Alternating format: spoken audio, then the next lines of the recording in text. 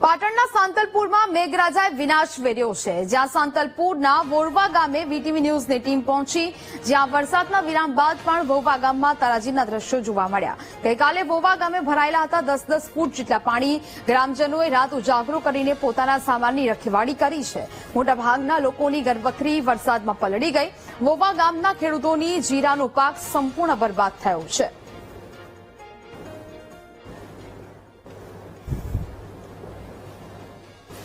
સાંતલપુર તાલુકાની અંદર જે રીતે ગઈકાલે અનરાધાર વરસાદ વરસ્યો છે અને વરસાદ બાદની જે તારાજીના દ્રશ્યો અત્યારે વીટીવી ન્યૂઝની ટીમ પહોંચી છે સાંતલપુરના વહુવા ગામે ગ્રાઉન્ડ ઝીરો લેવલ ઉપર આ દ્રશ્યો બતાવવા માંગીશ કે જે સાંતલપુરનું જે વહુવા ગામ છે ને વહુવા ગામમાં જે રીતે 12 ઇંચથી વધુ વરસાદ ખાબક્યો છે અને આસપાસના જે ચેકડેમો આવે તેમજ તળાવો આવે સાથે સાથે જે વરસાદી પાણી આ ગામની અંદર ફરી વળ્યા છે તેને લઈને સમગ્ર ગામ અત્યારે જાણે કે તારાજી સર્જાયું હોય, ભારે હોનારત હોય એ રીતના દ્રશ્યો સમગ્ર ગામની અંદર જોવા મળી રહ્યા છે. આશરે 5 થી વધુ મકાનો ધરાશાયી થયા છે તેમજ મોટા પ્રમાણમાં જે ઘર વખરી હોય છે તે પણ પલળી ગઈ છે. આપણે જોઈ શકાય છે દ્રશ્યો કે જે પ્રમાણે સમગ્ર વહુવા ગામ અત્યારે બેટમાં ફેરવાયેલું ગઈકાલે હતું. અત્યારે વરસાદ થંભી ગયાના 12 કલાક વીત્યા તેમ છતાં હજુ સુધી આ ગામ સંપર્ક વિહોણું, એટલે કે ગઈકાલે પણ અહીંયા કોઈ પણ બચાવની જે ટીમો હોય છે તે પણ નથી પહોંચી.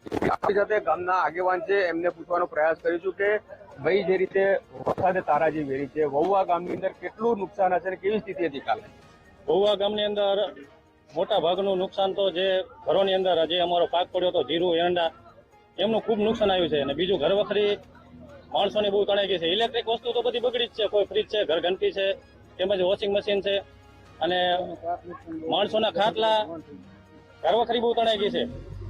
બીજું કે અહીંયા જે હું જે જગ્યાએ ઉભો છું 8 થી 10 ફૂટ ઊંચું પાણી ચાલતું હતું.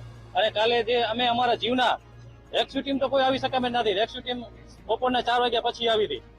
એનડીઆરએફની ટીમ આવી હતી, 4 વાગ્યા પછી આવી હતી. એનું કારણ કે ગામની ચારે તરફ પાણી ફેલાઈ ગયું હતું. ગામની અંદર કોઈ આવવાનો રસ્તો હતો જ નહીં. અમે લોકોએ જે અમે અમારા જીવના જોખમે અમારા ગામના લોકોને અમે બચાવ્યા છે. આ ઝાડખે ઉપર લીમડાના થાંભલે ઉપર રાંધવામાંથી અને 15-20 ફૂટ અંદર પાણીમાં અમે કાઢ્યા છે માણસોને. એટલે સરકારશ્રીને નિવેદન કે જેમ બને તેમ પૂરું વળતર આપે ને. 3 દિવસથી અમારા ગામની અંદર લાઇટ છે નહીં અને અત્યારે ગામની અંદર લાઇટના થાંભલા ઘણા પડી ગયા છે. હું જે જગ્યાએ ઉભો છું મેઇન રસ્તો છે અમારા ગામનો, અહીંયાથી સાંતલપુર રાધનપુર ને આ મેઇન માર્ગ છે ગામનો નિશાળની બાજુમાં. જે ગામની અંદર આવવા જવાનો મેઇન માર્ગ છે તે તૂટી ગયો છે. એનું કારણ કે આ રસ્તા સિવાય અમારે બીજો કોઈ રસ્તો છે જ નહીં ગામની બહાર નીકળવાનો. એટલે અમારો જે મેઇન માર્ગ છે એ તૂટી ગયો છે. તો સરકારશ્રીને નિવેદન કે જલ્દી ધોરણે લાઇટ અને આ રસ્તો ચાલુ થાય એના માટે